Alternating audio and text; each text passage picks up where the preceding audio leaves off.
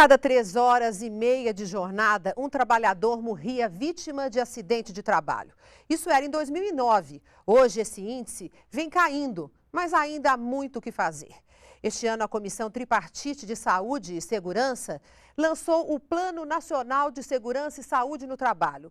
O plano pretende mudar a realidade com educação, leis e fiscalização.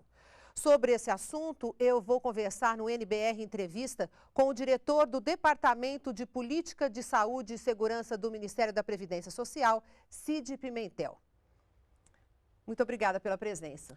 Eu que agradeço, Débora. O que é que vai mudar na vida, na situação do trabalhador brasileiro com esse plano nacional? Nós esperamos que muito.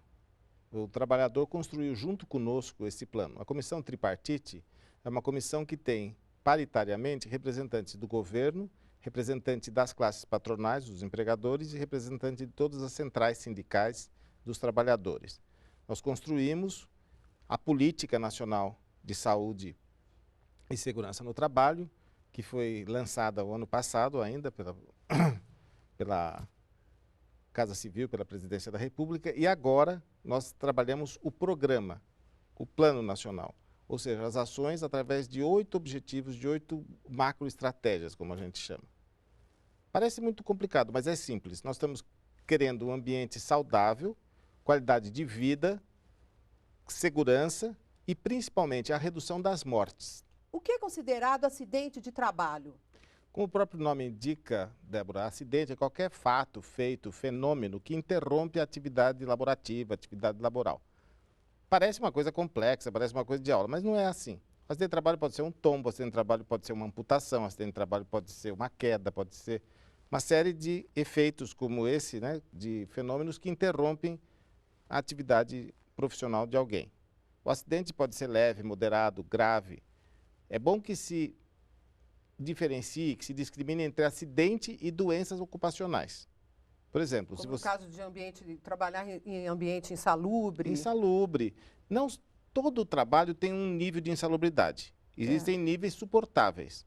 No seu ambiente de trabalho, aqui você tem um ambiente insalubre. Você pode reduzir. Como? Usando equipamentos que não sejam inflamáveis, para diminuir a possibilidade de incêndio, etc. Não tendo tantos cabos espalhados, não tendo tantos fios espalhados, tendo facilidades de acesso.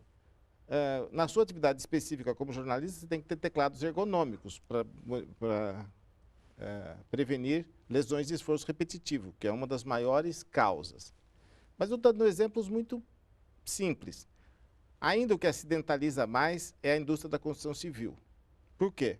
É só porque não existe os equipamentos, as luvas, o capacete, a bota, os andaimes, os elevadores seguros? Não. A atividade em si é de risco. Há que se diferenciar o que é construção civil pesada, barragens, estradas, pontes, e construção civil, prédios, residências, reformas, coisas mais simples. Mas todas são sujeitas a acidentes de trabalho. Existem algumas categorias que são mais sujeitas. Por exemplo, frentistas de postos de gasolina que são expostos aos efluentes do benzeno, aos vapores. Eles teriam que trabalhar com máscara. Mas imagina só, você vai abastecer seu carro e chega uma pessoa toda de máscara, você sai correndo correto, e muda de posto. Aquele que é correto perde o freguês, entendeu? Certo. Então, no plano nós estamos discutindo isso. Estou vindo de uma reunião com o Sindicato dos Petroleiros, onde nós estamos discutindo exatamente esse tipo de situação.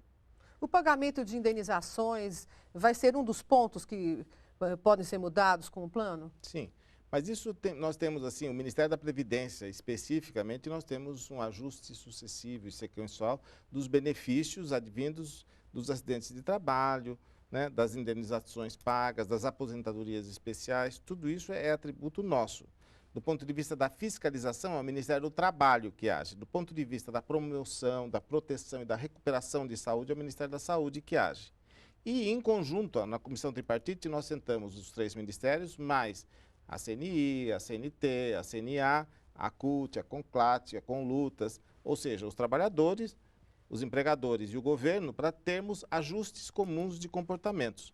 Também temos a participação do Judiciário, do Tribunal Superior do Trabalho, do Ministério Público, especificamente o Ministério Público do Trabalho, né? E de organizações que são organizações tipo a Organização Mundial da Saúde, tipo a Organização Internacional do Trabalho, certo? Que participam, além de ONGs, OCIPs, todas a sociedade civil organizada em torno da diminuição disso que a gente chama do malus. Nós temos uma coisa que a gente chama o bônus, que é a possibilidade, o pacote de bondades, e o malus, que são os ambientes adversos, os ambientes mais previsíveis de terem acidentes.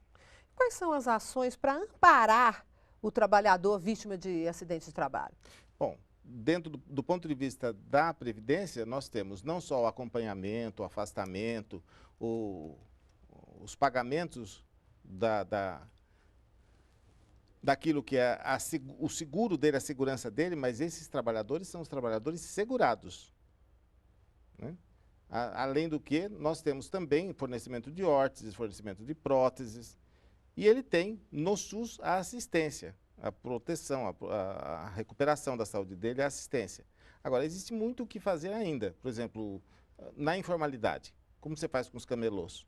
Como você faz com os microempresários? Como você faz com as domésticas? Como você faz com os trabalhadores rurais?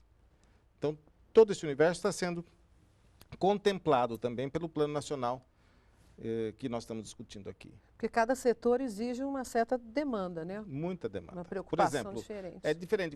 Quando eu falo domésticas, né, as pessoas falam que tipo de agravos mais comuns? Ué, depende. Uma doméstica, por exemplo, quando a gente pesquisa isso, nós trabalhamos com informações do tipo: essa doméstica, ela trabalha numa casa com 6, 8 pessoas, 3, 2, ela trabalha com equipamento eletrodoméstico do tipo lavadora de roupa, é ela que lava a roupa com a própria mão, manualmente, ela lava na máquina, ela tem proteção básica, aventais, uniformes, ela tem botas, ela vai mexer com adstringentes, ela vai mexer com soda, vai mexer com ácidos, vai mexer com área de fácil queimadura, como fogão, frituras, né?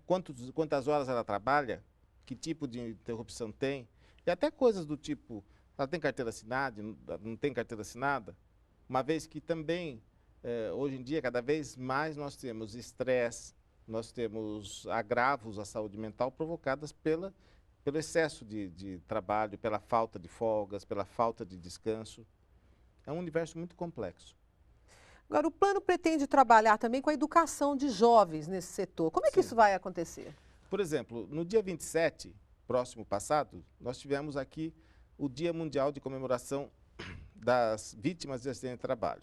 Nós colocamos no Ministério da Previdência, onde nós juntamos mais de 600 pessoas, num evento muito, muito participativo. Nós acendemos as velas, fizemos uma cerimônia chamada Cerimônia da Vela, onde nós acendemos o ministro do Trabalho, o representante dos outros ministérios, o representante dos trabalhadores, as velas em homenagem aos 2.796 mortos do ano passado. Pusemos o nome deles em lista, correndo o tempo todo nos telões. E nós fizemos um tipo de juramento formal, acompanhado de silêncio, acompanhado de uma série de pontuações, na frente de todos os alunos do SESI que ganharam o prêmio escrevendo músicas, escrevendo redações e escrevendo, pintando, fazendo artes plásticas, fazendo representações iconográficas sobre acidentes de trabalho.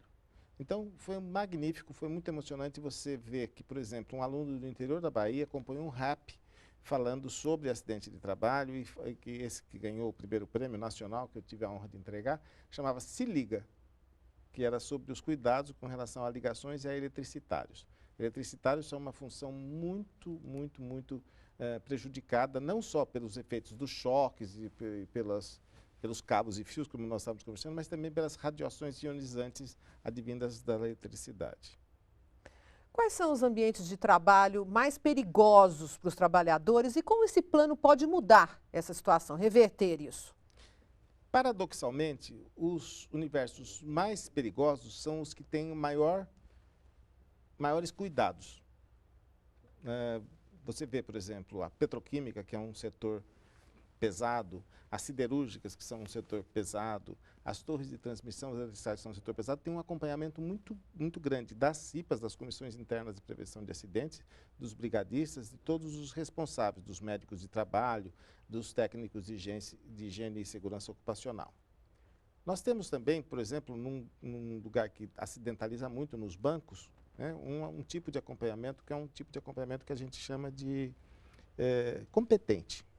Mas onde nós temos maiores cuidados são os acidentes de trajeto que estão acontecendo, que é uma coisa muito questionável, muito discutível, né, porque nós temos hoje, assim, não só os acidentes de trânsito, como os acidentes de percurso muito graves. E a construção civil, como eu te disse, os transportes terrestres, motoristas, né, principalmente os motoristas profissionais, motoristas de coletivos, motoristas de caminhão, motoristas que fazem os percursos. Esses são índices muito grandes, muito fortes e que nós estamos trabalhando fortemente para reduzir. Como a gente trabalha isso? Nós trabalhamos isso primeiro discutindo, nos inteirando, nos conscientizando e depois vendo que tipo de interferência a gente pode fazer. Um dos acidentes assim, grandes, um recorte grande de acidentes acontece no plantio da cana e na colheita da cana, no corte da cana. No corte da cana existe assim, um nível muito grande, porque as pessoas carregam toneladas de cana cortada, eles ganham por produção.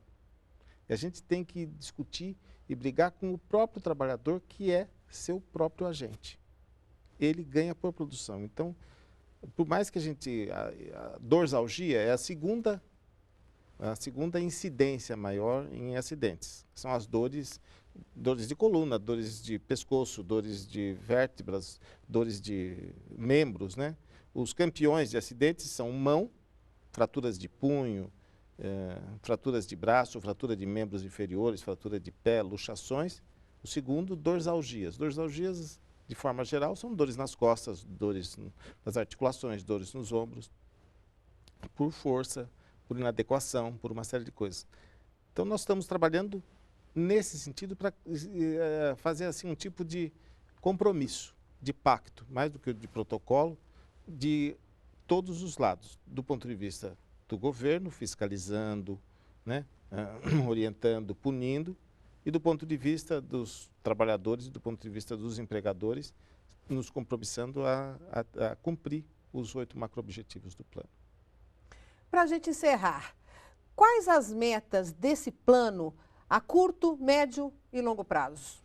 Do ponto de vista de curtíssimo prazo, de prazo imediato, a redução dos acidentes de trabalho em todo o território nacional.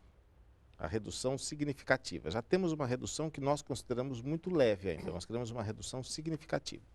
Do ponto de vista de médio prazo, uma diminuição das mortes no trabalho, chegando a um número que a gente considera aceitável. Do ponto de vista a longo prazo, a eliminação completa de mortes por acidentes de trabalho. Okay, muito obrigada pela entrevista.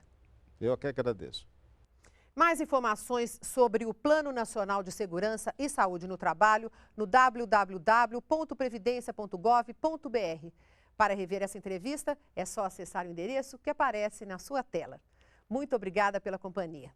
Continue com a gente aqui na NBR, a TV do Governo Federal.